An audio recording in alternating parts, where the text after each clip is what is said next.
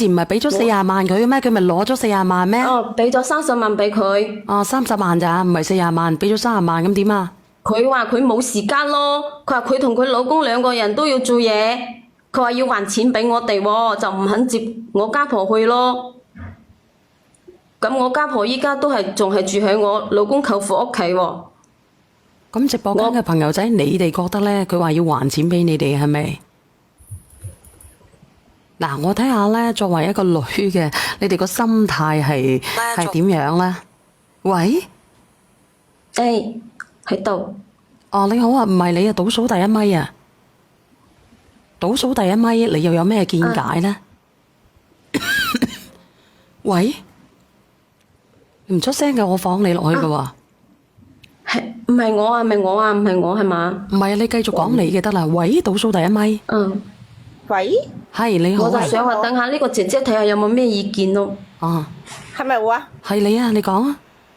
係啊。係啊。係啊，我希望嗰個靚女咧就接翻嗰個家婆灣要住，好冇面嘅，你知唔知咁樣做啊？唔好啊！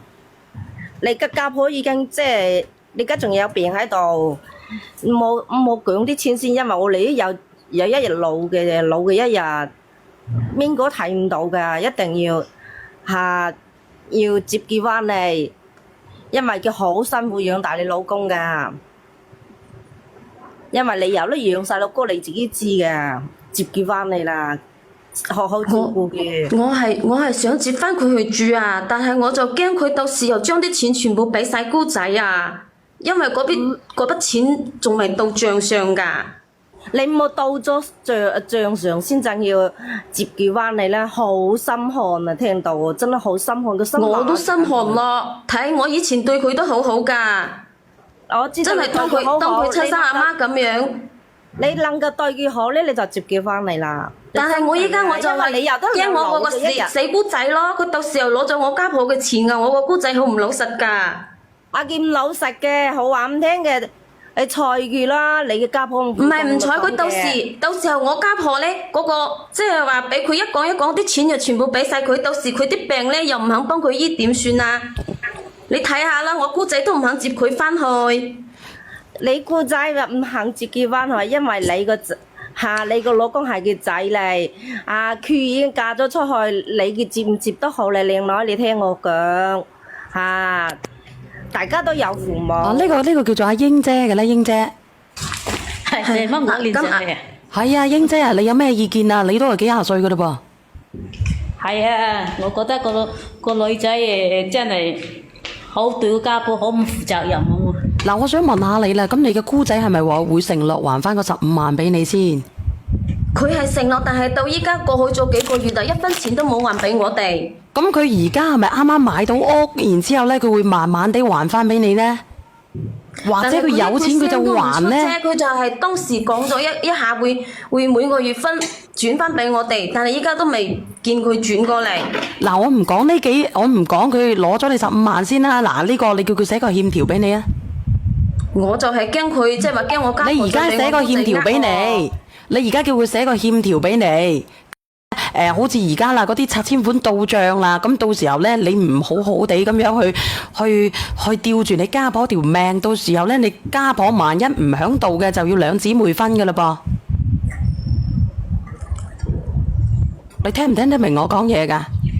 我聽得明啊，聽得明啊，但係我就係驚我個姑仔講話唔算數啊！佢真係咁，你就算佢而家講話唔算數啦，咁你聽我講嗱，老人家咧始終都向住個仔嘅，落葉始終都要歸根嘅。就算嗱呢個姑仔幾衰幾冇道德都好，係咪先？呢個都係佢阿媽。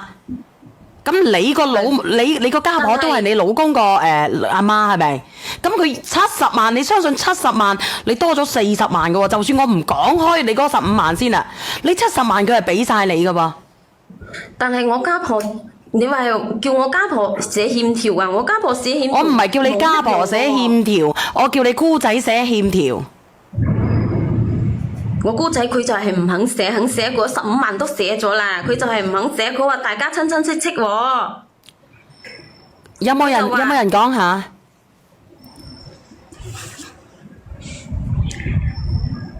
我睇下呢個邊個嚟嘅？喂，你好。係。喂，喂，小瑩姐姐，係點樣啊？你有咩見解啊？呢個姐姐，我叫呢個姐姐去揾人水下個腦，點解呢？即係冇錢就唔使理老人家噶啦，有錢就理噶啦，你咩良心嚟噶？我唔係話唔理，我即係話佢太偏心啦，偏到都唔知邊度去，佢乜嘢都俾晒嗰個姑仔嘅。佢點會乜嘢都俾晒個姑仔呢？佢承諾將個70萬俾你。承諾咁嗰30萬都承諾話俾15萬我哋咯，又偷偷地俾個姑仔攞走咗。咁係咪真係偷偷地呢？今次打咗落去嗰個帳號係規定你嗰個帳號，佢係咪攞唔到啊？唔係啊，即係話我之前嗰30萬呢，之前你信得過佢，但而家你唔信佢啦嘛，你攞好個存折咪得咯，姐姐。咁你仲唔咋咋臨接佢翻去70萬，因為嗰間屋嘅，即係話佢嗰間屋嘅房產係打邊個人嘅帳上去㗎，冇可能話打我帳上㗎喎。咁你打你嘅，我話俾你知，打你個家婆，就算打你嘅家婆帳上，咁你攞好個存折，到時候咪屬於你㗎咯。問題就係喺呢度啦，存折佢又唔肯俾我喎，寫欠條又唔肯喎。我家婆寫欠，我俾醫院都唔俾你啊！我梗係講啦，行水海都唔俾你啊！係啦，我唔會俾啲嘅新抱冇用嘅，啲嘅新抱冇用我啊，請我精人服侍啊！依家問題係70萬又未到帳。你有70萬啊！你實屎啊你！其實你真係好心寒啊，嘅靚女，你咁做啊，要等到啲帳先正打落嚟先正而接個家婆灣魚。啊，我講過一件嘢俾你聽，以前即係我哋近我哋嗰啲附近啊，有一個老大人家，點解要食銀紙啊？咩叫食銀紙啊？即係我食咗我都唔會俾你哋咁對我。後生係啊，有一個人係咁啊，啲人咧就係飲啤酒食咧，到攞帶嘅又喊唔到咧，猛咁執啲錢俾佢買嚟咁，佢都喊唔到咧，佢興翻上就硬黐爛啲錢你執落個嘴嚟食。你而家你有能力嘅時候，阿傑你而家咩啦？你冇話等啲錢翻嚟係先就咁樣，你知唔知好心寒啊？因為而講真一句説話，就係冇良心啊，明白啊？倒數第一米。姐姐啊，我唔係唔肯養佢啊，我即係話驚佢攞咗78萬，又俾咗我個姑仔，又俾佢呃走啊！我唔知佢翻嚟唔係你嗰個正鹹正鹹你聽下。你對人哋阿靚女，你呃嗰啲人，你係藉口嚟咋？你冇良心係真你叫佢嘅。哋停一停啊！啊，你哋停一停啊！你講。呢名靚女你好啊，我都係乳腺癌患者，而家係休養中嘅。我係2次乳腺癌，我覺得你做得好唔啱咯，因為錢財身外物。你家婆已經係咁樣樣啦，你好好俾佢過晚年，因為逢係有癌症嘅人就係鬱氣激出嚟嘅，我都係咁。所以人在做天在看，你做到好事呢，日後好報應嚇；你做到壞事又有唔好嘅報應。你聽我講冇錯，我已經60歲啦，係嘛？我已經上過嚟警告過好多人，唔好生氣，唔好為啲錢財身外物，你到帳你先至接佢翻嚟，佢都瓜得啦，好心啦，我聽到好心痛。係啊，姐姐，你有冇聽到啊？嗱，呢個姐姐仔咧，本來佢係唔想聽啲負面能量嘅嘢嘅。係冇錯。係啊，因為屈氣。係，我就係喺度聽緊，我都係好屈氣啊！我知道你好屈氣，但係呢個始終都係你聽我講，呢個始終都係你如果我相信你將心，佢都會俾心嘅。佢仲有幾多年時光啊？你而家唔接翻嚟嘅，我想問下你，你自己都有媽媽爸爸嘅。咁如果你爸爸媽媽俾一個俾你俾你阿妹啊，或者俾你細佬咁樣去整，你會唔會呢？你自己媽媽有咁樣嘅困難，你會唔會帶佢翻去呢？我會。咁你覺得會嘅？咁你覺得你老公係咩感受嘅呢？即係話，因為我爸爸媽媽唔會偏心咯，係咪啊？好啦，咁佢偏心呢？真係。你哋等下，就算你哋唔好出聲住，等我嚟講。咁如果佢偏心啦，好啦，佢好偏心，但係你有冇諗過呢？佢係咪真係一啲用處、一啲好處都冇嘅呢？佢可以幫你養咗一個咁優秀嘅丈夫翻嚟。如果你丈夫唔優秀嘅，你點會嫁俾佢呢？你一早就同佢分咗手啦，係咪啊？其實我同我家婆之前真係冇嘢㗎，就係我個姑仔，我都唔知佢點同我家婆講嘅，氹到佢30萬全部俾晒佢。我相信咧，佢都會內疚嘅，姐姐。你首先做好你自己先，你用行動對佢好啲，佢而家都有 can 咯。咁你係咪對佢好啲，佢會有眼睇嘅？你偏心嗰個係佢個女嚟，邊個都好咧，做好你自己就冇錯噶啦。你等等啊！呢個姐姐，我又講啦嗱，好似佢咁樣嗱，我打個比方啊，佢作為一個父母，佢可能行錯，我唔知道佢係真係攞咗嘅，定係咧佢知道佢個女攞咗嘅，佢都講好分俾你哋嘅，係唔係？之前係講。之前咧，我講俾你知，之前咧好似類似有一個咁樣嘅人連過上嚟嘅。我見到公屏有人講過啦。咁樣咧，咁唔係你咁樣連過嘅，我忘記咗係點樣啦。總之咧，佢唔係你連，我知道唔係你連，即係有類似咁樣嘅故事連過上嚟嘅，好似係嘅，係咪直播間朋友仔？係啊，係有咁嘅事啊！你首先接到佢翻嚟住，對佢好啲。你唔好理我啦，嗰個人留咩？我係將我個新聞嚟講俾你聽，即係對個老人好啲。邊個啊？唔係話要啲錢到咗先至，多有多食，少有少食。佢已經有咁嘅病，要對佢好啲，等佢長命啲。佢有眼睇啊嘛，好唔好？係咪？你對佢好，你用行動嚟。因為我唔係好夠氣啊，你唔好去花呢啲咁樣嘅氣啊，姐姐。如果唔係嘅話，會影響你嘅身體啊，因為你都係乳腺癌患者，係咪先？係啊，我都係休養緊㗎。咁我落啦，佢聽就好，唔聽就好啦。我希望佢做好自己，對家婆好啲啦。有今生冇來世，錢財身外物。好啦，我落啦，我聽到唔舒服啊。係，好啊，好。嗱，放我落啦，唔該。係好嘅，嗱，姐姐，咁咧我相信咧你個家婆唔係話真係偏得咁離譜嘅，點解唔會偏得咁離譜咧？因為佢都講過啦，呢70萬係俾你嘅，佢而家佢個姑仔咧已經係買咗屋噶啦，已經供咗樓噶啦。所以我咪就係驚佢俾個姑仔佢已經供咗樓啦，你明唔明啊？佢已經供咗樓啦，佢而家呢個狀況，我估計佢邊個對佢好，佢就會俾邊個。而且你都知道啦，咁多年嚟你同佢相處，你哋兩個之間係冇咩仇怨嘅，就係呢一筆15萬。咁佢亦都因為呢一筆15萬，佢自己唔係你趕佢走嘅，佢自己冇面留喺度，佢自己翻鄉下，自己一個人住，佢都住咗2年啦，陰公。佢亦都冇麻煩過你哋，亦都冇需要你同埋個姑仔去贍養佢，佢自己自給自足。如果佢一直冇事嘅，我估計咧佢已經係喺嗰度孤獨終老噶啦，係唔係先？但係喺佢而家未得絕症之前，人哋都已經講啦，將呢70萬會俾翻你補償你，剩翻7萬佢自己。咁到底你會唔會俾佢翻去都係未知之數嚟嘅？咁點解我哋唔大度啲呢？我哋唔好話信唔信，就以老人家咁樣嘅心，我覺得呢，我可以接納呢個老人家嘅。你唔諗呢個老人家嘅偏心，你可以諗下你老公嘅心態。小燕姐姐，你講得又係有道理嘅。其實我唔係唔講你個人啊，我主要就係嗰啖氣屈喺嗰度啊。你話仲有就係呢，我唔知道之前嗰個呢，好似有個類似姑仔嘅連過上嚟㗎，我唔知道係咪佢。如果係佢呢，當時嗰個姑仔話呢，佢會俾心機揾錢，會還翻啲錢俾你哋嘅。我即係話依家我主要就係怕我個姑仔，即係話啲錢到帳啦，又俾個姑仔呃走咗啊！所以我就唔想俾佢翻嚟住先，即係話我唔係話，即係話唔係話真心唔想佢翻嚟噶，我即係話想，即係話係點講咧？咁你唔俾佢翻嚟住，邊個安置佢啊？到我講，即係話我想等佢係你講啊記住，即係話我哋唔理佢咧，佢個女都一樣唔會理佢。一句話，嗰隻姐姐就係認錢唔認人，真係個大。你之前好似你間屋嘅首期都係你奶奶俾咗嘅係嘛？